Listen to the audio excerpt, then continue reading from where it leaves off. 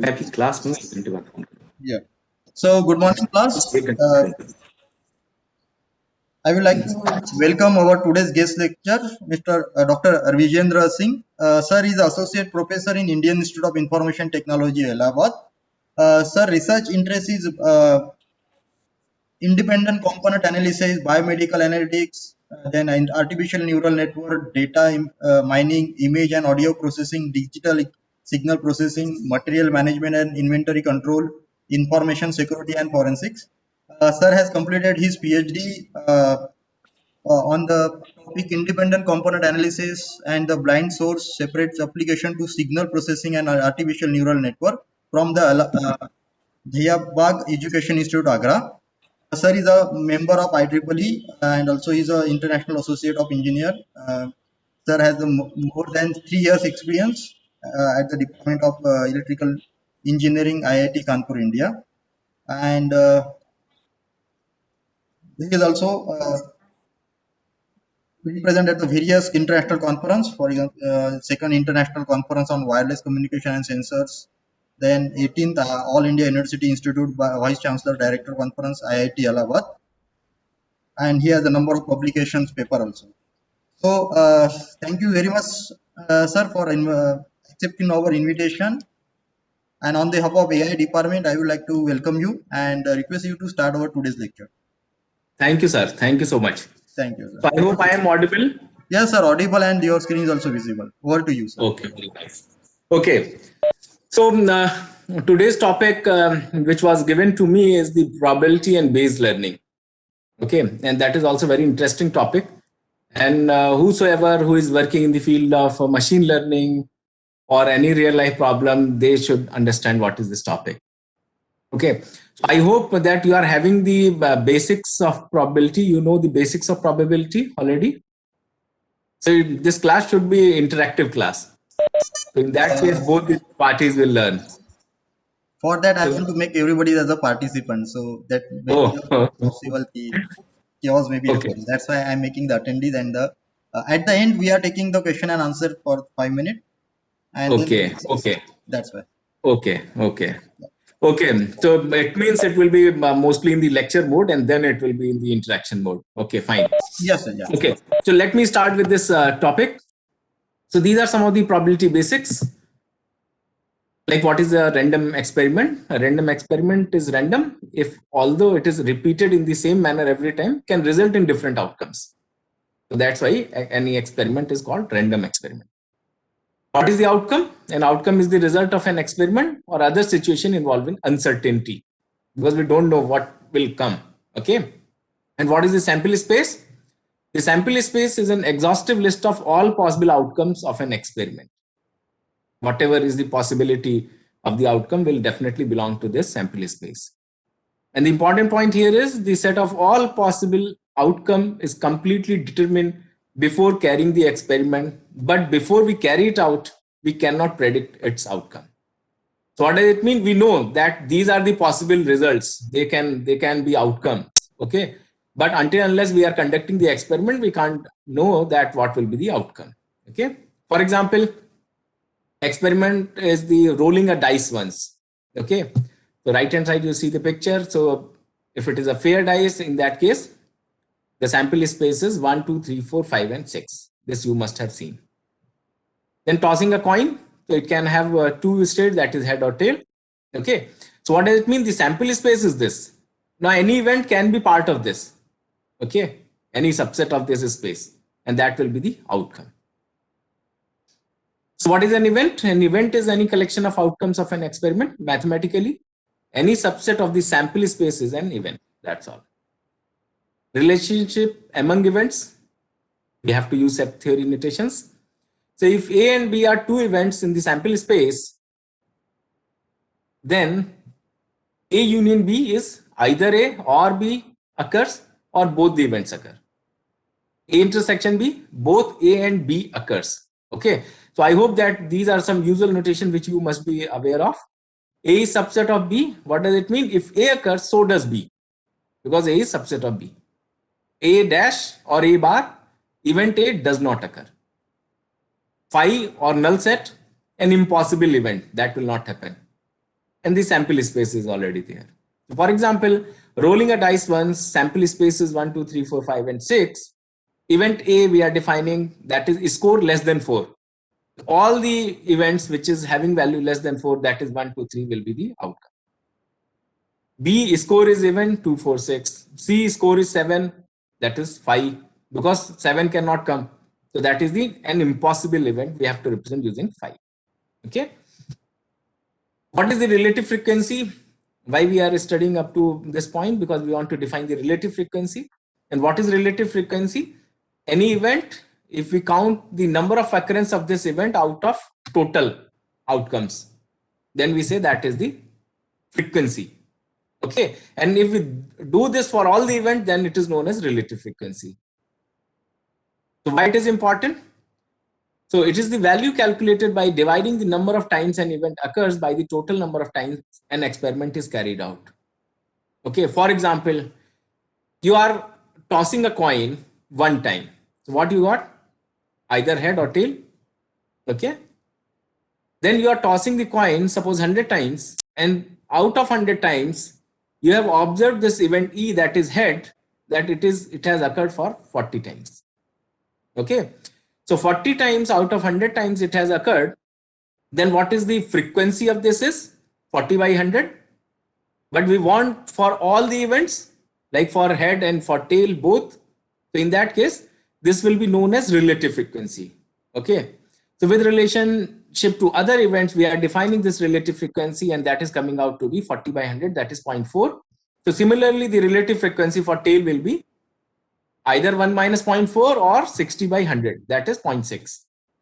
Because in any case, this probability has to be summed to 1. Okay. Now, up to this point, what we have studied, that it is the value calculated by dividing the number of times an event occurs by the total number of times an experiment is carried out. The probability of an event can be thought of as its long run relative frequency when the experiment is carried out many times. So now we want to define the probability. Okay. And what is the probability? So now out of 100 times, 40 times it has come head. So that is the probability 0.4. Now we are conducting the experiment for suppose 500 times. And now this relative frequency has moved to suppose 455, okay, 0.455. Or now we are conducting this experiment for suppose 10,000 times. Then this value 0.4 and 0.6 will be converged towards 0.5. Okay, maybe 0.49, 0.51 for head and tail. And then maybe some more number of times if you are conducting the same experiment, then this will converge definitely to 0.5. And then after that, it will not change. What does it mean? The relative frequency, if we carried out any experiment very large number of times, then this relative frequency can be considered as the probabilistic value of that particular event. So if an experiment is repeated many times without changing the experiment condition, that is the important point, the relative frequency of any particular event will converge to a value known as the probability. Okay. So we want to define the probability, and that's why we are defining this relative frequency is the most important point. Okay, this we have to use. So probability provides a quantitative description of the likely occurrence of a particular event. So in this example, if suppose 50,000 times you have conducted the experiment, you got the value for relative frequency for head is 0.5. So what does it mean? If you conduct the next experiment one time, then what will be the probability of likely occurrence of this event head? That will be 0.5. Because you have conducted the experiment, you have learned from the experiment that it has to be value 0.5. So probability is conventionally expressed on the scale from 0 to 1. A rare event has a probability close to 0, like you are sitting in the room. What is the probability that your fan will come down? The probability is 0. Okay. A very common event has a probability close to 1. The probability of an event has been defined as its long run relative frequency. It has also been thought of as a personal degree of belief that a particular event will occur. So like I have asked this question, that what is the probability that your fan will come down? So this is subjective probability, because now you will assign the value. And what is the value? You will assign the value close to 0. Okay, because it is not likely to likely that the fan will come down. So subjective probability, it means the person will assign this probabilistic value by his own experience. So in some experiments, all outcomes are equally likely. When tossing a coin, it is equally likely you can either get a head or you can get a tail. We assume that results head or tail each have equal probability of 0.5. Like in the case of fair dice, so what is the equally likely? What will be the probability? They all are equally likely, any value can come. Then the probability will be 1/6. What are independent events? If there are two events, an occurrence of one event does not give any information to the occurrence of any event, any other event, then both the events are known as independent events. Okay. So in probability theory, we say that two events A and B are independent if the probability that they both occur is equal to the product of the probabilities of the two individual events. So in that case, if both the events A and B are independent, then in that case, we can write this formula, that is PA intersection B. A and B both will occur is equal to probability of A into probability of B. Okay. So if two events are independent, then they cannot be mutually exclusive or disjoint, and vice versa. So that is important point. So you have a coin, then you are getting the head. So what is disjoint or mutually exclusive event is you are getting the head. So it means tail is the mutually exclusive event. Okay, because once tail has come, it means head will not come, or once head has come, it means that tail will not come. So suppose that a man and a woman, so here the important point is independent, two events are independent, then they cannot be mutually exclusive. Okay, so it means both will happen. In the case of mutually exclusive, only one will happen, and one will happen will give this information that other will not happen. But in the case of independent, one will happen, but it will not give any information whether then another one will happen or not happen. Okay, so that is the difference. Suppose that a man and a woman each have a pack of 52 playing cards. Each draws a card from his or her pack. Find the probability that they each draw ace of club. So both are having different events.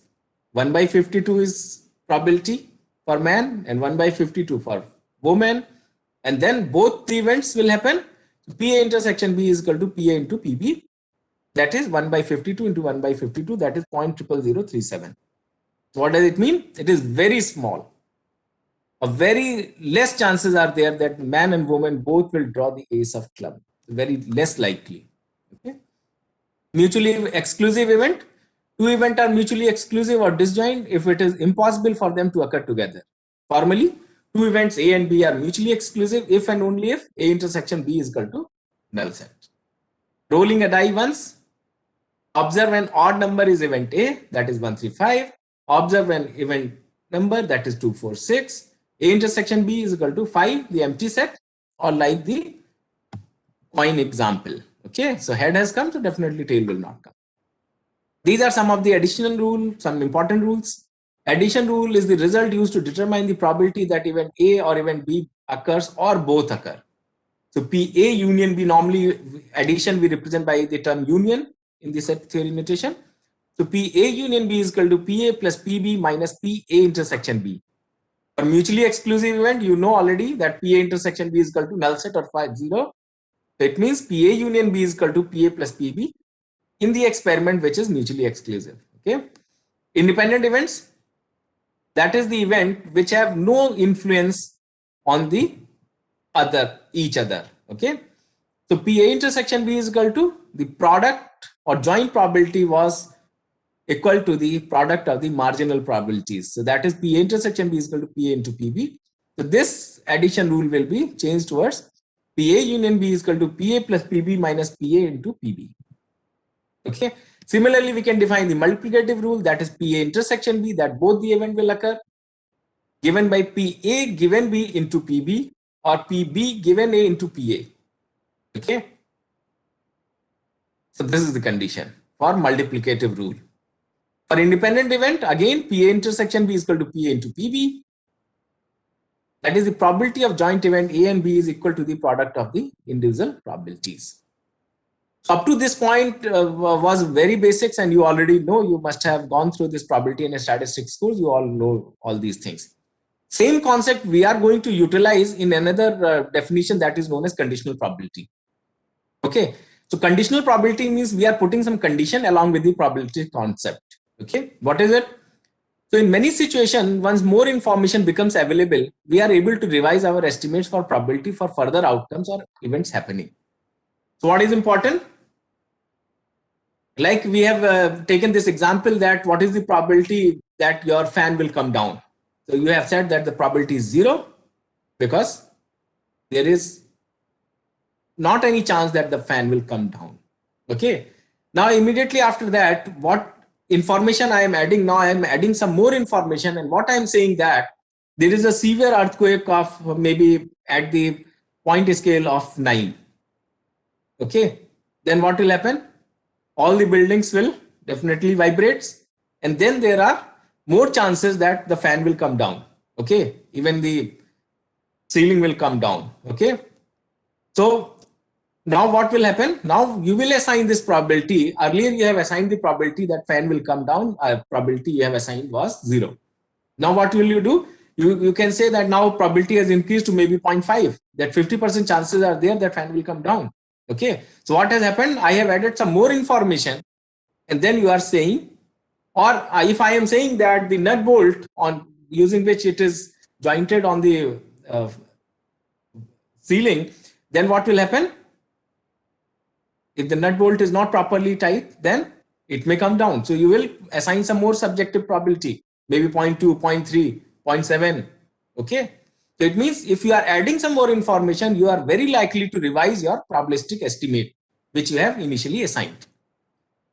So the same concept we are going to utilize in this case of conditional probability, that we are adding some more information, putting some conditions, and then we are revising the probability. The usual notation for event A occurs given that event B has occurred is A vertical line B, known as A given B. The symbol this is vertical line and does not imply division. It is just the representation. So PA given B denotes the probability that event A will occur. What is the probability that event A will occur given that B has occurred already? So that is the notation PA given B. So B has already occurred. Now what is the probability of A? Okay. So there is PA. So what is the probability of A? You can have some value. Now we are saying PA given B. What does it mean? B has already occurred. Now if A and B are related, then what is the new probability of this PA when you have already observed that B has already occurred?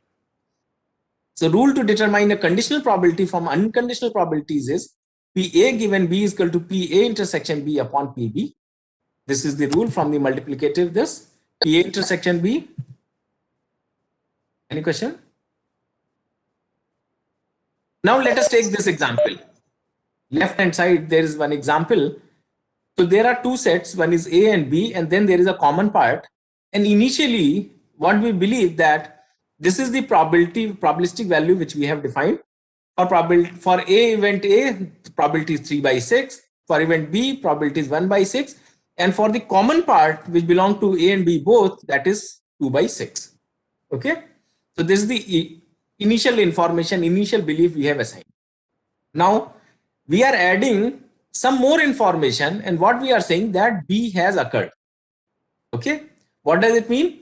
If B has occurred, it means that the event B, you are observing the event B, it means probability of B is equal to 1 because B has occurred.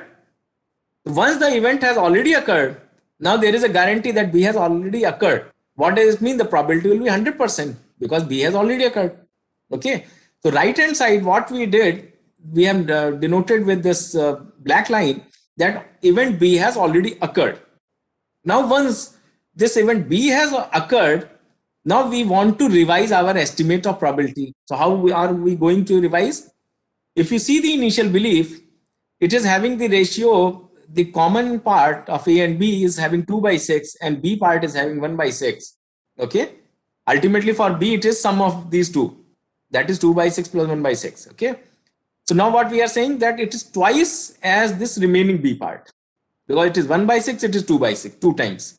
So what is the ratio? It is 2:1 ratio. Okay. But now what we are saying, so it means 2:1 ratio, again probabilistic value will be there. Although we are observing that B has already occurred. B has occurred means the sum of this probability should be equal to 1, but 2 plus 1 cannot be equal to 1. So what you can do? You can divide both by 3. So it means 2 by 3 and 1 by 3 will be the new probabilistic value when you have added this information, extra information that B has already occurred. So now the revised probability or revised belief will be 2/3 and 1/3 because it has to be summed to the 1 because B has already occurred. Similarly, if you put these values in the formula of given by this conditional probability PA given B is equal to PA intersection B upon PB. So that is PA intersection B, that is 2 by 6. Intersection means common part, initial belief. Divide by PB, what is PB? 2 plus 1 by 6, that is 3 by 6. So 2 by 6 upon 3 by 6, that is coming out 2 by 3. So same you are getting in both the cases. So what is the probability of A given B has occurred? So B has occurred and this is the common part and that is given 2 by 3. So here PA given B is equal to PA intersection B upon PB. Rearrange them. PA intersection B is equal to PB into PA given B, or we can write PA into PB given A. So all the events can be written like this because A and B both are sets. So what fraction of time both A and B will occur? That is the A intersection B. Certain fraction of time at which B occurs, and out of those times, so see this middle formula, PA intersection B is equal to PB into PA given B. So what is the probability that both will occur? What fraction of time that both will occur?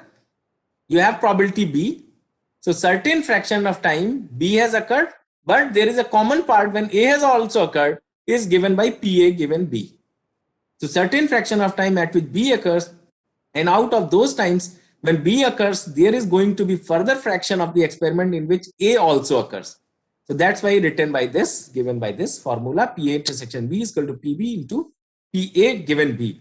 So PB is definitely 1, probability is 1 total, but the fraction of this is PA given B, where A and B both will occur. Okay. Similarly, the third equation representing the same thing. So what is the law of total probability? It expresses the total probability of an outcome which can be realized via several distinct events. The result is often written as the following set notation. Using the following set notation, what is it? PA is equal to PA intersection B plus PA intersection B dash. That was PA. So there are two events A and B. So it can be written that PA, A and B, A intersection B means A and B both are occurring. This PA intersection B dash means A is occurring and B is not occurring. Okay, so that's why that is summing up to the PA. Using the multiplication rule, this can be expressed as PA is equal to PA given B dot PB plus PA given B dash dot PB dash. Okay, now let us see this example, right hand side. This is the universe and there is event B. And what we did, we have partitioned the whole space into three partition. Okay, so these A1, A2, A3 are also separate events. Okay, so see this example, we want to write the probability of occurrence of B, but now you are having 3 regions. So how are we giving? By using the same definition. What fraction of time both A and B will occur? Okay, so if you see this A1 range or region, what is the probability that A1 and B will occur? So that is the common part. Okay, so that is P of A1. P of A1 is the whole, this region is the full region. And what is the fraction that A1 and B both will occur? That is PB given A1. So that will give you this region. Then similarly for A2 and similarly for A3, now you can represent this PB in this particular format using the law of total probability. So up to this point, again, we have just gone through the basics, okay, which you must be knowing. So Bayes' theorem has been given by Thomas Bayes, is a result that allows new information to be used to update the conditional probability of an event. Okay, so what does it mean? You have some basic information, basic model, and then you are adding to some new information to that model, and now you are updating the probabilistic value. And why we want to predict this probabilistic value? Because we want to do the decision making, we want to do the classification, we want to do the regression, we want to do many things. Okay, so that's why for solving real life problem we want to predict, and this prediction has to be more accurate. And what this theorem is claiming, that once you are having more information, your prediction will be more accurate. Okay. So using the multiplication rule gives Bayes theorem in its simplest form, like PA given B is equal to PA intersection B upon PB, or PA given B is equal to PB given A dot PA upon PB. Using the law of total probability, this PB can be expanded like this, or we can represent this using these notation, like posterior probability is equal to likelihood. Okay, likelihood is PB given A is the likelihood, and into prior, that is P of A given divide by evidence or some normalization factor. So what does it mean? PA given B. Now you want to compute the probability of event A given B has occurred is something into P of A. Okay, so this PA was the initial probability or prior probability, which you are already knowing, PA. Now, what is the factor you are multiplying with this PA? That is PB given A. What is the likelihood of occurrence of event B given A has occurred? Okay, so that's what is given by this equation, and that is the most important fundamental of this Bayes theorem.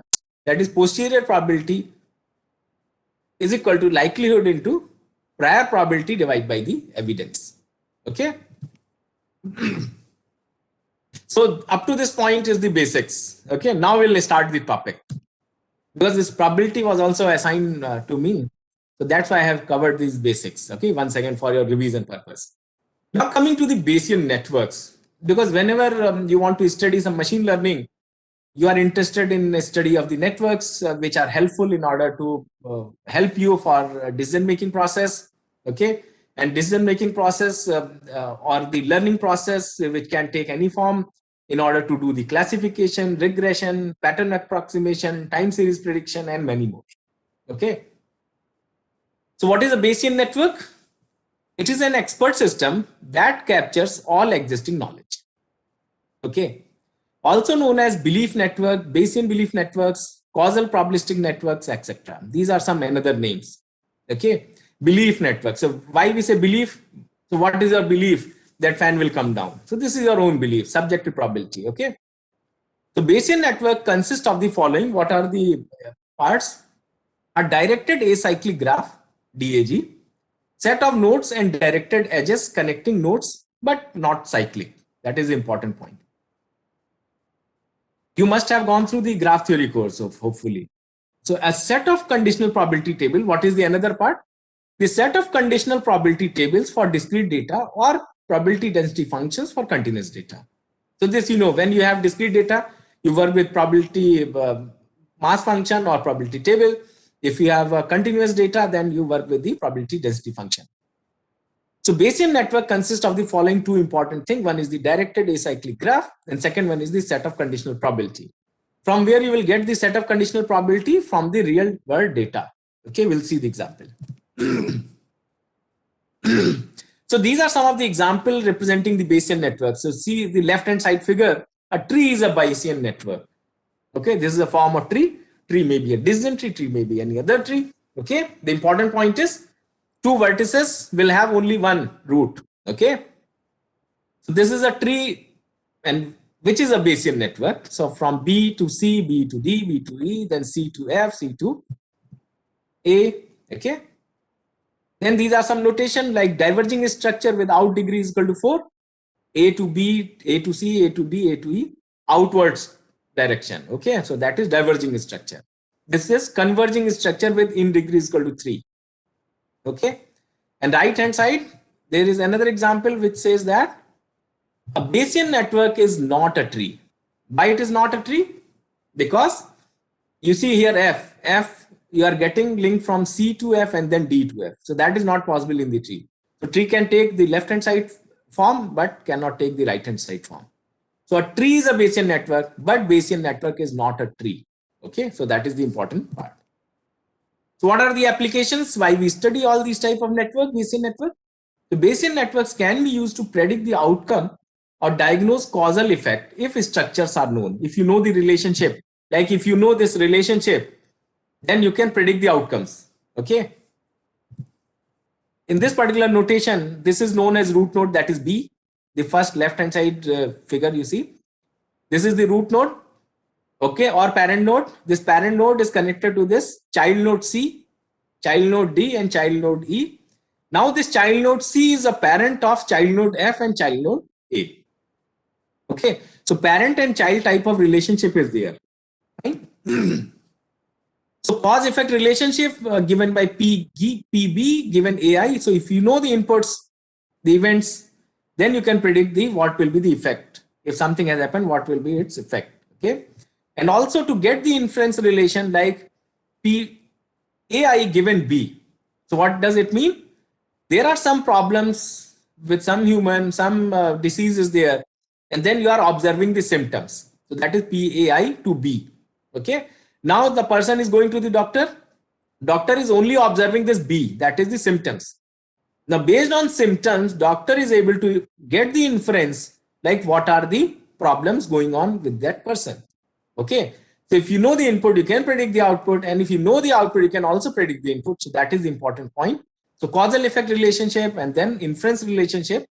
And then the third important point is it can be used to discover causal relationship also if structures are not known. So these two upper part is only possible if you have this type of structure. Okay. But if you don't know this structure, what are these structures? These structures are the relationship between the variables. Okay. Like if you remember some iris proper data set. So it is having 4 input and 1 output. What are 4 inputs? Sepal length, sepal width, petal length, and petal width. Okay. So now there has to be relationship between these 4, sepal length, sepal width. So how to arrange them? If you don't know, one thing is you can consider all of them as independent, and output is okay. So take this middle figure upper side. So this A is the outcome. Okay. Or maybe this lower side figure you refer. Okay, so A, B, C are representing sepal length, sepal width, petal length, and there is another E is the petal width, and all are connected to this D, which is the class, whether it is Setosa, versicolor, or virginica. Okay, but in that case, if you don't know the relationship among the variable, then this is also possible that you can apply Bayesian network in order to get that relationship if structures are not known. If structures are known, structure means this type of relationship is known, then you can immediately get this cause effect relationship or inference relationship. Now let us take this example. This is very old burglar alarm system. In all the books of data mining, you will get this figure. That's why I have also taken this. So what is there? There is an alarm system at home. If some burglar is there, then also it will generate a phone call. If some earthquake is there, then also it will generate the phone call. Okay. Phone call to the persons who are residing in that home, because there will be definitely something going on in the house. So this alarm will do this. So these days, this alarm, you can think of Alexa, okay, or maybe the Google Assistant. So if they are observing any movement, anything, shifting of the items inside the home, so in that case, this Alexa will immediately do the phone call to the owner. Okay. Now owner is getting the phone call from Alexa, then he has to decide whether this burglar has there or earthquake is there. Okay. Then suppose he is at far distance. So if he is in the region, then definitely he will also observe whether there is earthquake or not. If he is at the farthest distance, in that case, what he will do? He will go to internet. He will add more information. In internet, definitely this information will come, or radio information will come, that earthquake is there, severe earthquake is there in a particular region. Then you can understand, or that person can understand that this is due to the earthquake, not due to the burglar. Okay. So what does it mean? Initially, we were having the left-hand side information. When we have added more information and we have confirmed that earthquake has happened at that particular region, then we have updated our revised estimate, like this alarm is a false alarm. It is not for the burglary. It is for the earthquake. Okay. So these are some of the slides I have taken from Professor Edmund Keogh. He works in time series analysis also. So this is very nice representation. I have used it. So up to this point, what I did, I have gone through some of the basics of the probability. Then few slides, I have given you some of the definition of this Bayesian networks, and then structure of the Bayesian networks and what are the application we can do with the Bayesian network if structures are known. And the second application is if structures are not known, then we can also get the relationship among the variables. So that is very important part. Okay, although difficult part, the second part. Now let us take this example, because what we are going to do is we are going to study the Naive Bayesian classification. That is the fundamental Bayesian classifier, which assumes that all the variables are independent. Like I have taken an example of iris flower set, where sepal length, sepal width, and petal length and petal width all are considered independent. Independent means they will be considered independent. Each attribute will contribute towards the decision making of the output. Okay. So this is the assumption we have to take whenever we are studying the Naive Bayes classification. Okay. So we'll cover this Naive Bayes classification in this class. And from this part, this is the Bayesian network, Bayesian belief network, maybe some future classes, or maybe you can go through by your own. Okay. So this is very much required if you want to understand what is machine learning, what is the intuition based, what is heuristics. Okay. Let us take this example of grasshopper and katydids. They are very similar insects. Okay. But certainly, although they are very similar, but still they are having different attributes which are different for both the categories. So this is the plot we are making if we are having the abdomen length of grasshopper as well as katydids, and also the antenna length. Okay, and then we are representing in this figure horizontally abdomen length, vertically antenna length.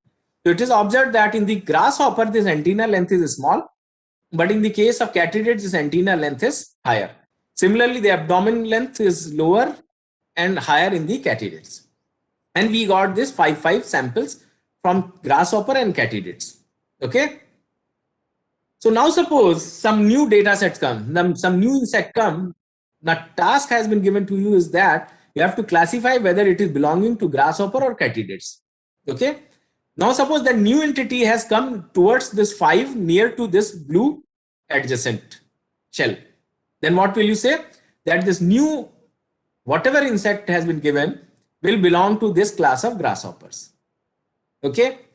Now suppose the new elements, new insects comes, and then if you are plotting, it is coming at the point 1, 2, 3, 4, fifth block of 7th vertical. Okay. Go to the 7-point vertical and in the 5th block. So this 5,7 window. Okay. So there is the point or the new insect. Now, which class it will belong? It is very difficult to assign the class because it is near to this grasshopper as well as near to this katydids. Okay. Now, what you have observed that you have only taken these 5 samples. Now, what you are doing? You are increasing some more number of samples. You are adding more information. You are collecting more data sets, and then you got this type of distribution. Okay. Now what we are saying, with a lot of data, we can build a histogram. Let us just build one for antenna length. Okay. So this vertical line is for antenna length. And then we got this type of plot distribution for the grasshopper, blue color, and katydids, red color. And if we can draw this histogram, that is the frequency of occurrence of each antenna length, 1 unit, 2 unit, 3 unit, and so on. So what you are observing that at some place you are getting the overlaps. Okay. Only one variable now we are working with the antenna length. So we can leave the histogram as they are, or we can summarize them with 2 normal distribution. So this is the plot. So either we can use this or distribution if we want to plot. So the middle point we can find out from each bar, and then if you join all of them, you will get the lower side plot, that is the bell-shaped curve or the Gaussian distribution kind of distribution. Let us use 2 normal distribution for ease of visualization in the following slides. So instead of using the histogram, we are using this distribution in the Gaussian form, normal form, where you can easily observe that there is a common place where both the class may happen. Okay. Now we want to classify an insect. We have found its antenna are 3 units long. How can we classify it? Okay, now you have the distributions. Okay, we can just ask ourselves, give the distribution of antenna length we have seen, is it more probable that our insect is a grasshopper or a katydid? Now we want a class. So P of grasshopper given antenna length is equal to 3. Second point we want to compute, P of katydid given that antenna length is equal to 3. We want to compute this. Represented by this formula, PCJ given D is equal to probability of class CJ given that we have observed D. Okay. Now we got this 0.3, that is here. What we'll do, we'll vertically draw a line and then we'll note down from the histogram the frequency. Okay.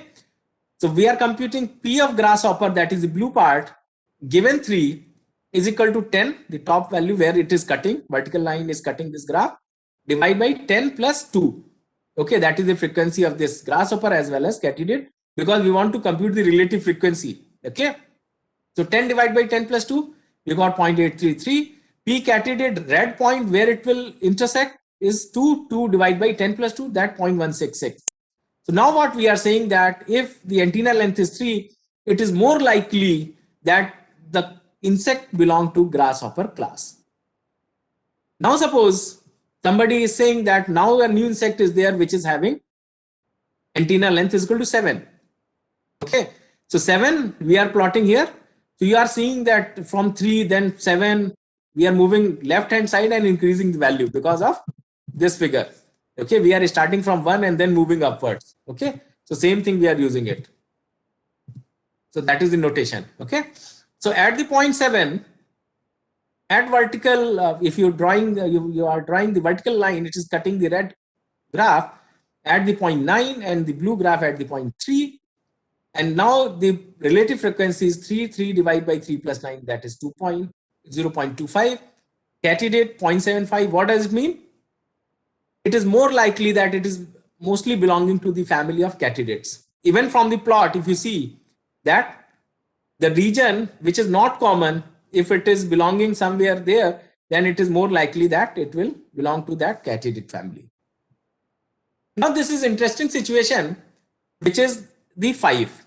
So now at antenna length is equal to 5, you got this curve where at the intersection of these 2 points, this vertical line is also intersecting, making it 6. So the probability of grasshopper, the probability of this class, the new insect class being grasshopper, given that antenna length is equal to 5 is equal to 6, divide by 6 plus 6. Katydid divide by 5, given katydid given antenna length is equal to 5 is equal to 6 by 6 plus 6, that is coming out 0.5. So what does it mean? It means that at this particular point, it is very much difficult to classify this new insect into class of grasshopper or katydid. Okay. So what can you do? If you don't have any other choice, if you don't have any other information, that if you're writing a program, machine learning program, that in that case, what will you do? You can, at that particular point, you can assign this new insect to any of the class. That's one part. Second part is, because of this antenna length, you have reached up to this point where there is a state of confusion, because for belonging of this new insect, for belonging of both the classes, it is coming out to be 50% chances. What does it mean? That now you should add some more information, then only you will be able to identify this new insect, whether it will belong to grasshopper or katydid. Okay, so it means you can add some more information. And what more information you can add? Because initially we have started with the two things. One is the abdomen length and antenna length. From antenna length, we have reached up to this confusion state. So now what will we do? We'll add abdomen length information also, and then finally we'll make this final decision making whether this new insect will belong to class of grasshopper or katydids. So that was the visual intuition, which is saying that most probable class it will belong. So that was the visual intuition for a simple case of the Bayes classifier, also called as idiot Bayes, Naive Bayes, simple Bayes. Okay, these are some another name. So find out the probability of the previously unseen instance belonging to each class, then simply pick the most probable class. So most probable class we were finding out, like p candidate in this particular case is most probable. So that which is the most probable will be the new assigned class.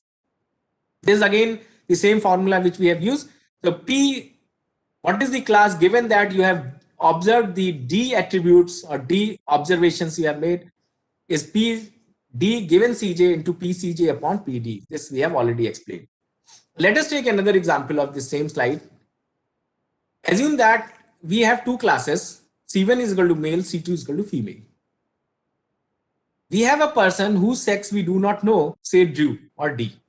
Okay, so you see the right hand side, Drew Barrymore is a female, Drew Carey is a male. Okay, so you have only this information Drew, and you have to categorize whether it is belonging to male or female. So classifying Drew as male or female is equivalent to asking, is it more probable that Drew is male or female? That is, which is greater, P male given Drew or P female given Drew? So P class given this observation Drew, P female class given this observation Drew. Okay.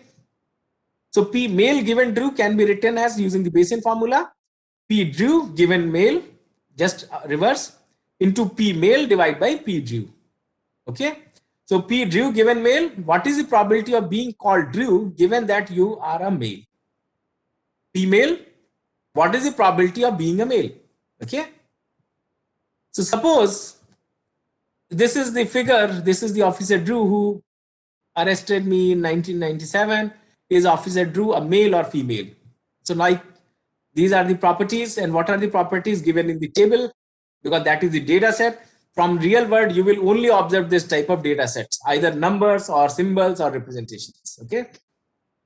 So if we have a small database with name and sex, we can use it to apply Bayes rule. What is Bayes rule? P class given D, PD given class into PC upon PD, and this is the database.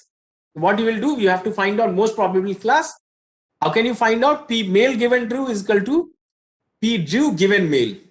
So given male is right hand side 1, 2, 3. Drew, out of 3 male, how many Drew are there? Only 1. So 1 by 3 is the probability. What is P of male? Only this sex category, 3 males are there out of 8. So 3 by 8 is the probability. What is probability of Drew? The lower hand side.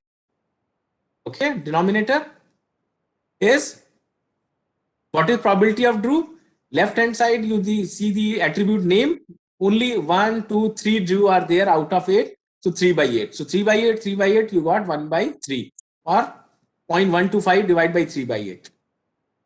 Similarly, P female given Drew, there are 5 number of times female have come. Okay, so P Drew given female. So out of 5, how many Drew are there? 2 Drew are there. So 2 by 5 into 5 out of 8 divided by 3 out of 8. Okay, so it is coming out 0.250. So now, which is most probable class? That is the P female given Drew. So officer Drew is more likely to be a female. Okay. So now even this you cannot understand what it is. Okay. Is it okay? So we have to compute mathematically, and then we'll see the most probable class will be the outcome. So like in the case of antenna length, we have seen that we have reached to a confusion point where both the classes were equally probable, where in the case you were getting the 50% probability that the new insect will belong to both the class, either grasshopper or the katydid.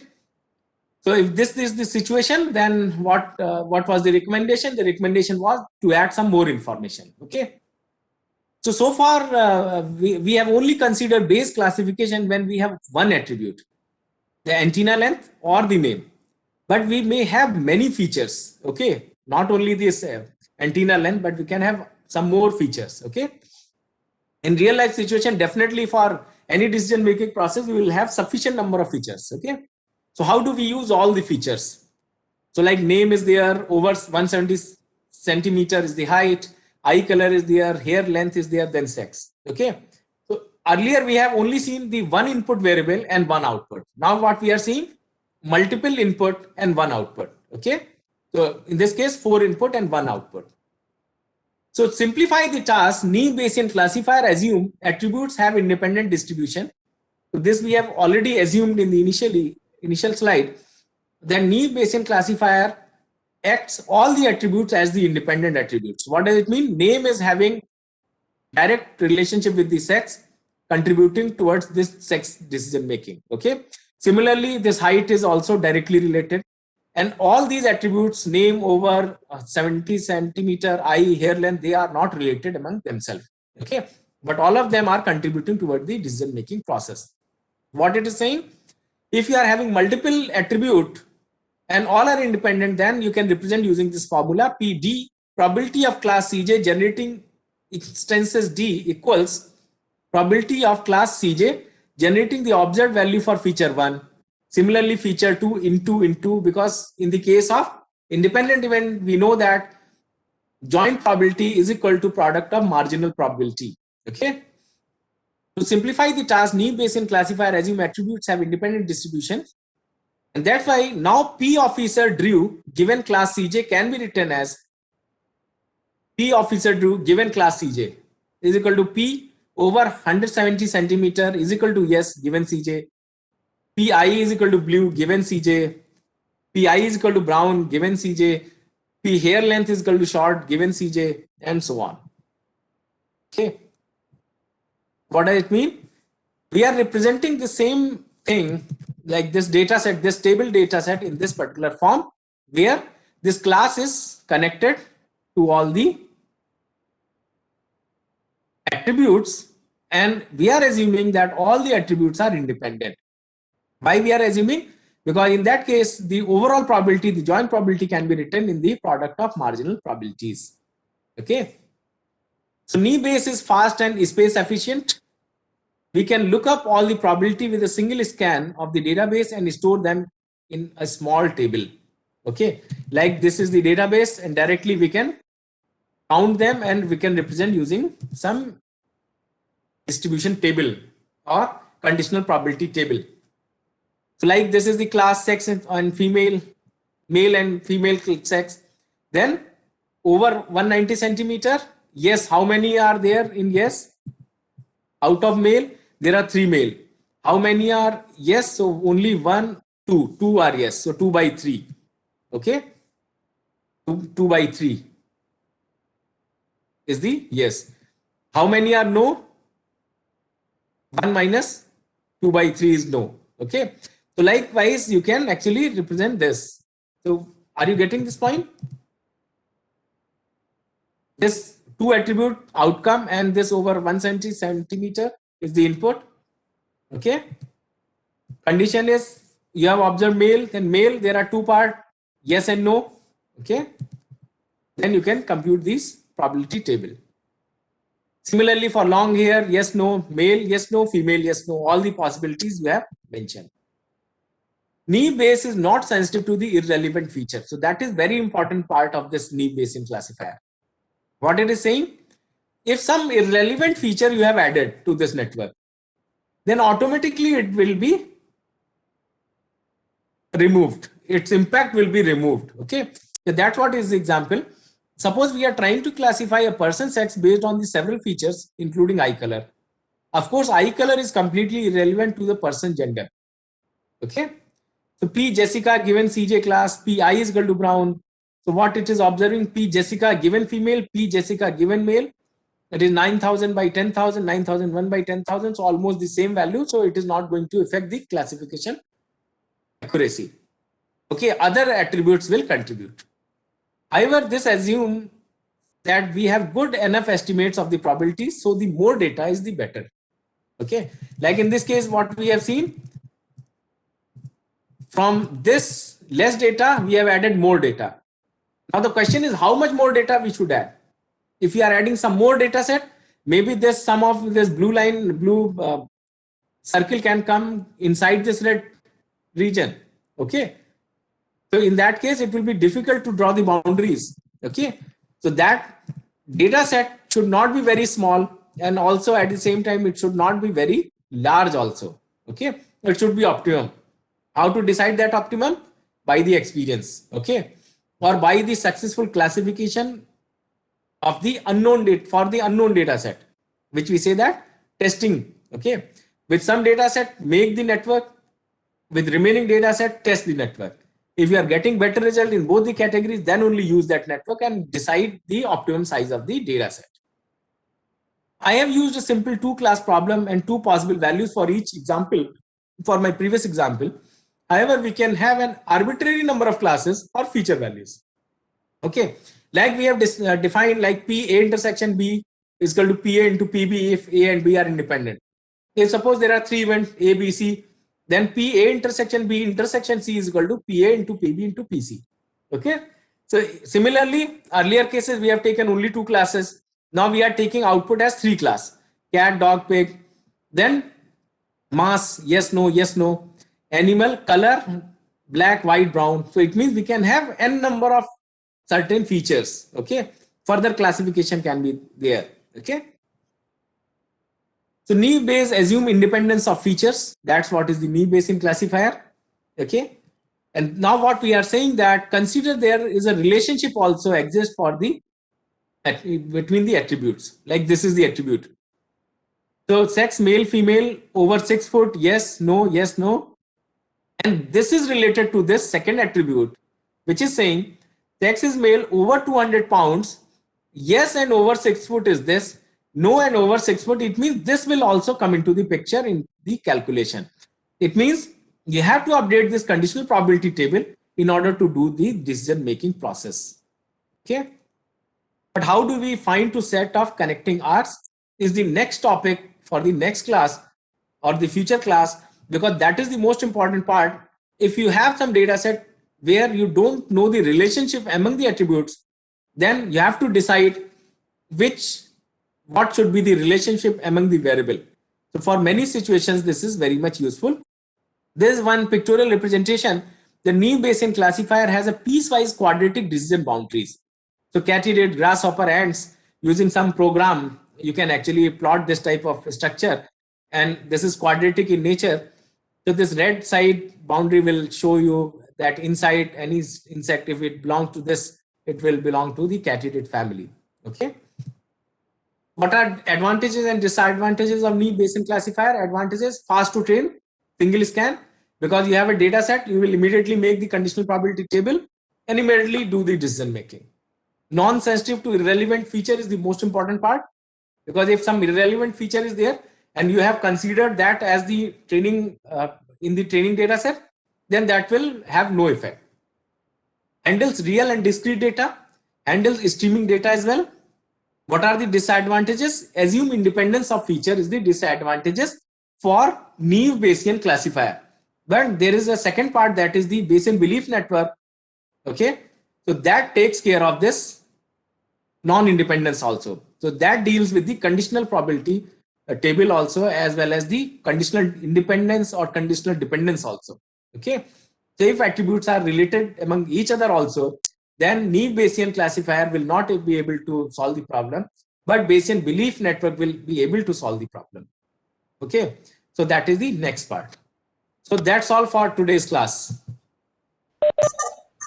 Thank you, sir. What a wonderful presentation, sir. And the topic you are teaching with examples, that's very nice, sir. So we can have questions. Yeah. Let me unmute the few student. Yes, if student having any questions, they can send your question in chat box. So I will unmute you. Any student having any questions, so I will unmute you. Romir.